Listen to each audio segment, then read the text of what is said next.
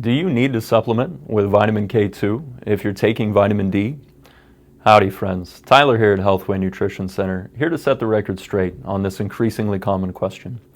In today's video, we'll address two common misconceptions.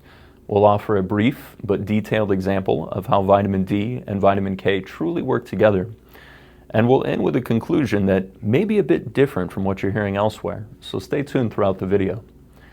Getting into our first misconception, when some people hear, do you need to supplement with vitamin K2 if you're taking vitamin D, they infer that you must not be able to effectively supplement with vitamin D, and specifically, you must not be able to raise your blood levels of vitamin D, correcting a deficiency perhaps, unless you add vitamin K. This misconception is incorrect and is truly a misconception in that vitamin K is not known to play a role in raising blood levels of vitamin D. So if you are struggling with raising your blood levels of vitamin D, talk to your doctor about the dosage. It's much more commonly a dosage issue, and if we do need to talk about other nutrients, magnesium, perhaps zinc, maybe even boron might be on that list, but you won't find vitamin K on that list.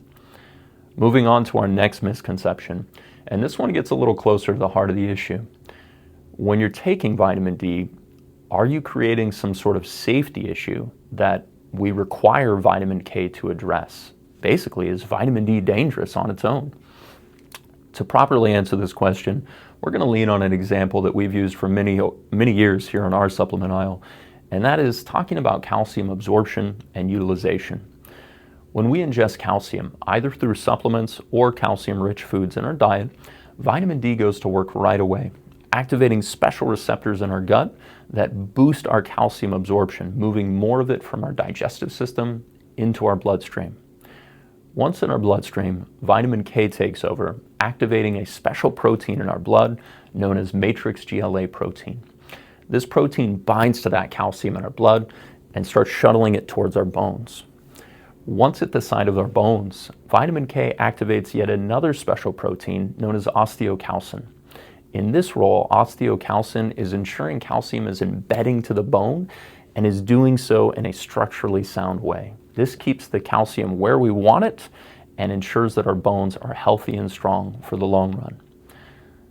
This is already a great example of how these two nutrients work together, but we feel there's one more layer that helps drive the point home.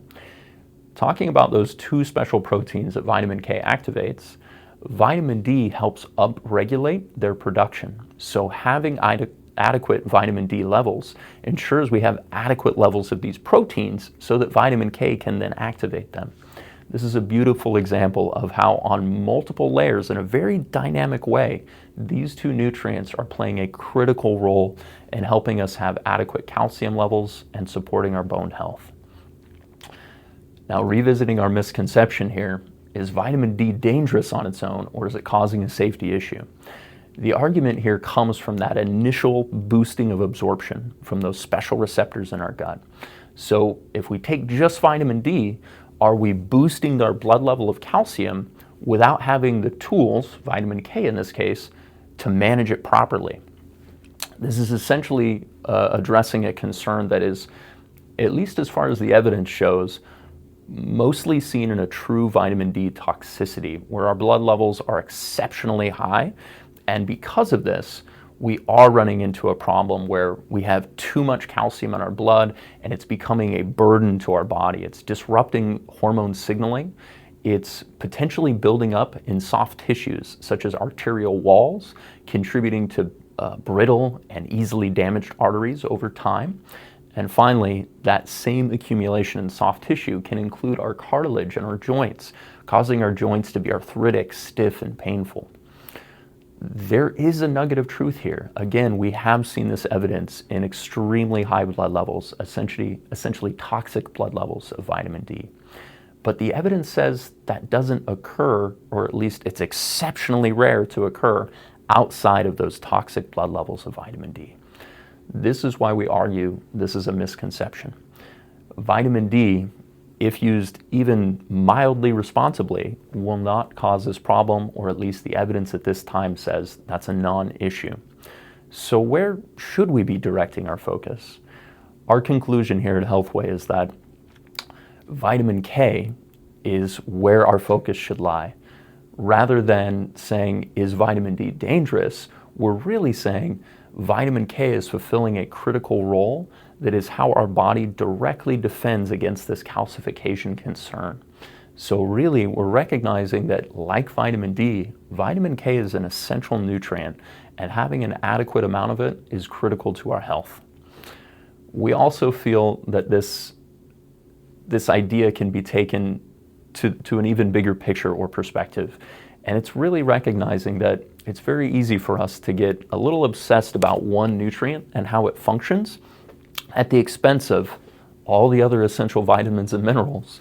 So we feel the message here is not only that having adequate levels of key nutrients involved in bone health or calcium metabolism is important, but the big picture is they're all important. So as you shape your diet and as you look at your supplementation, ensure that you're getting all of your essential nutrients, because ultimately, if we widen our scope, we'll find that they all rely on each other, and optimal health underpins even narrow targets such as bone health.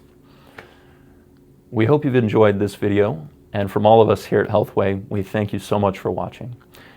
We invite you to look to our website, healthwaynutritioncenter.com, for all your high-quality supplement needs, knowing that we store our supplements in temperature-controlled environments, and we use secure supply chains, ensuring that the products are real and authentic. Additionally, on our website, you'll find some wonderful blogs discussing topics just like this one. We'll put a few links in the description for some additional reading on vitamin K, should you be interested.